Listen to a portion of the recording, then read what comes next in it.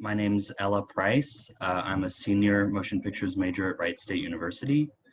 Um, my film is called White Whale. It's an experimental horror documentary about the epidemic of mass violence in the United States and its connection to racism and sexism. Especially in cases where there are previous statements or acts of violence against women or people of color.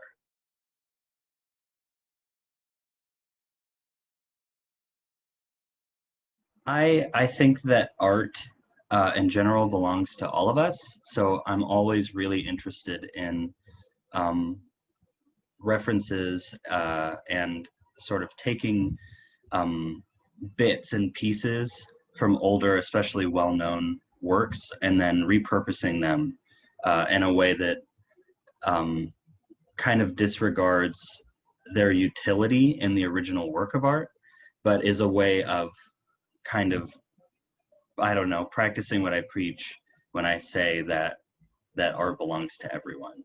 So these are like building blocks that we can all use in all of our art to build completely new meaning. But at the same time, I was rereading um, Moby Dick at the time, and I was really struck by this chapter called "The Whiteness of the Whale," where essentially the narrator just takes a break from describing what's happening, which happens a lot throughout that book, just sort of these asides to us, I guess, the reader.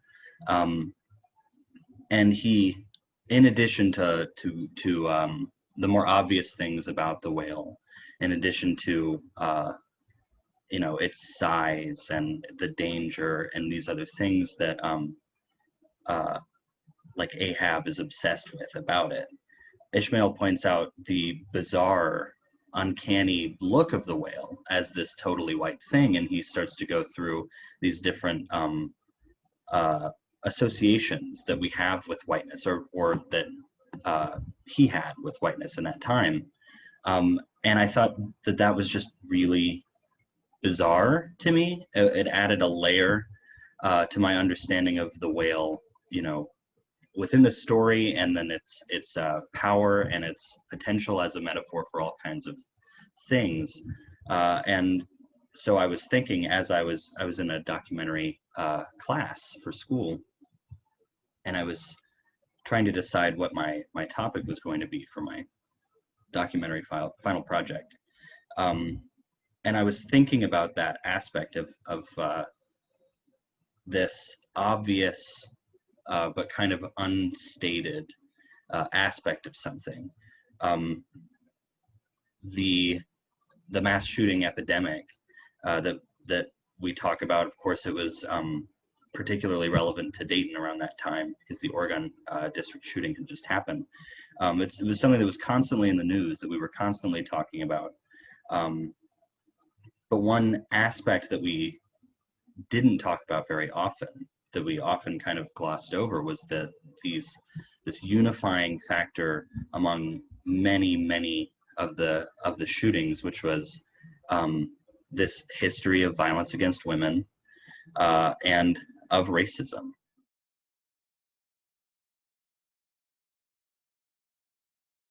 It definitely was emotionally taxing to go through all of this, video and audio footage talking about the shootings and the shooters, to try to find the right bites to layer in.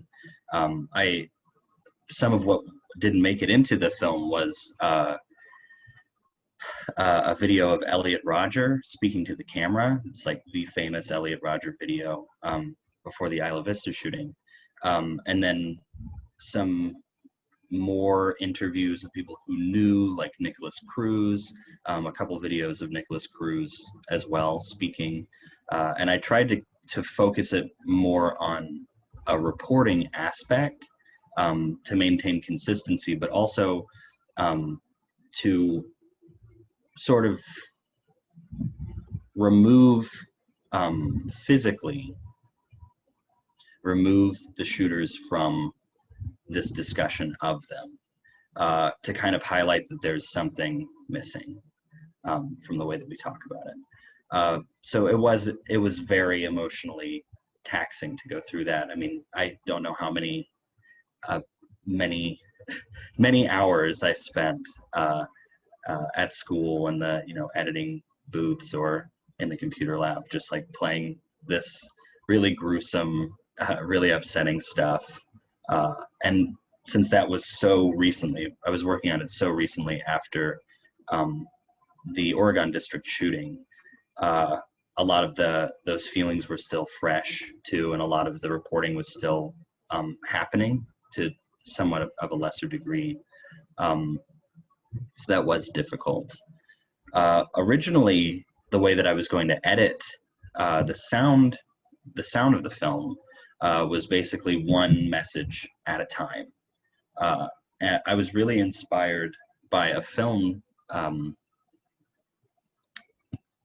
by Gus Van Sant, Elephant, which was itself inspired by an older short film. But this idea that everything just keeps coming, so all you get are bits at a time, and you're just trying to put together, what is this story really about? And I think that that attempt to put things together is a lot of the emotional experience of that film.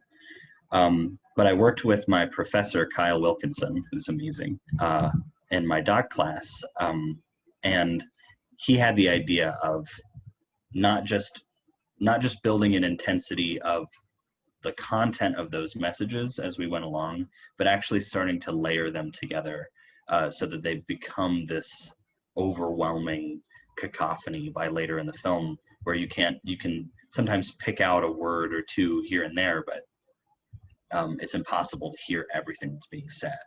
And so I ended up, getting a lot more material to do that.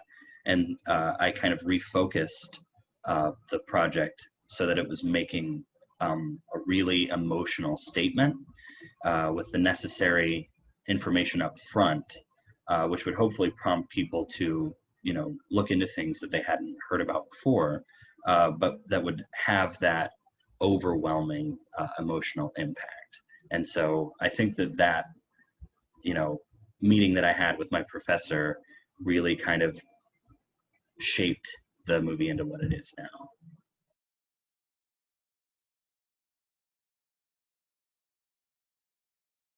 Well, conceptually, the idea was we all live with this fear in our place and time. What if it happens here?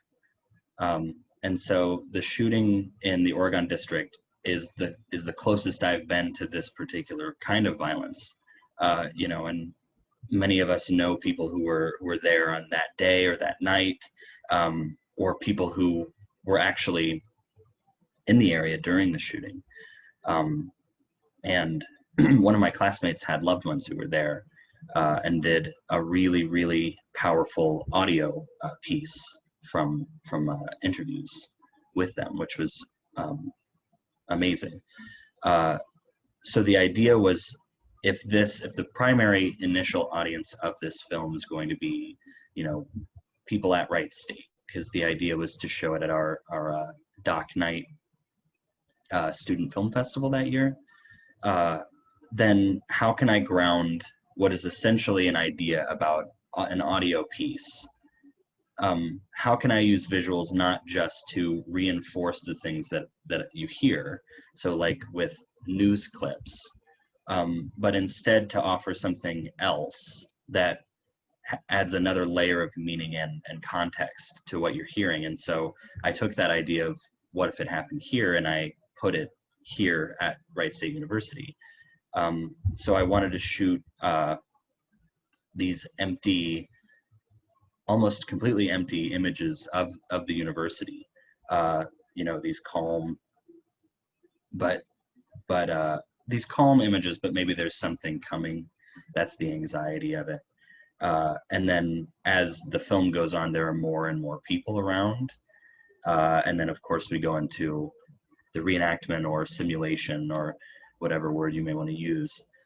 And that, I think, for me, was what took the well, I had an English teacher in high school, and she would always say about our the things that we wrote, the theses that we write for our papers and things. So what? And so what was a question that you could answer basically later in the paper, or with your conclusion. And so it's not to say that the topic that this film deals with isn't important to talk about in and of itself, but I wanted to add that extra personal, excuse me, that personal aspect. It's not something to be ignored. It's something to actually think about. The anxiety of what if it happens here is not something to just brush off because it's uncomfortable. It's something that should ground you in all these discussions about the topic. It could happen to anyone. Everywhere that it does happen, it's arbitrary because this is a problem. This is linked to systemic problems that are everywhere throughout our society.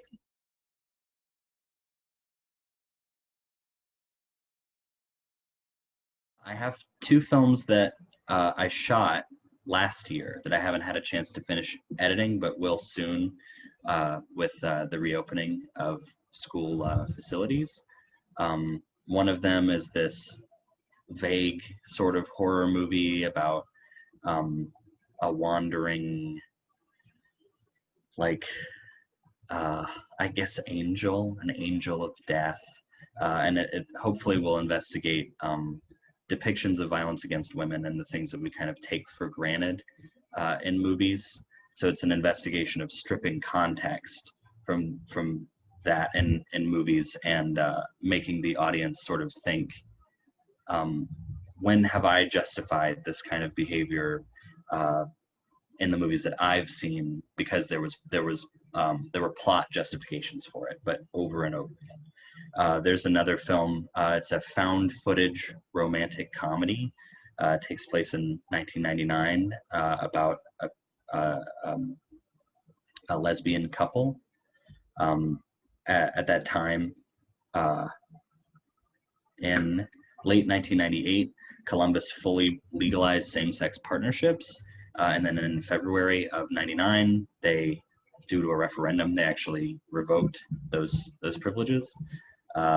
And so this film takes place in January, right in the sweet spot, this fleeting moment of opportunity for queer people in Ohio.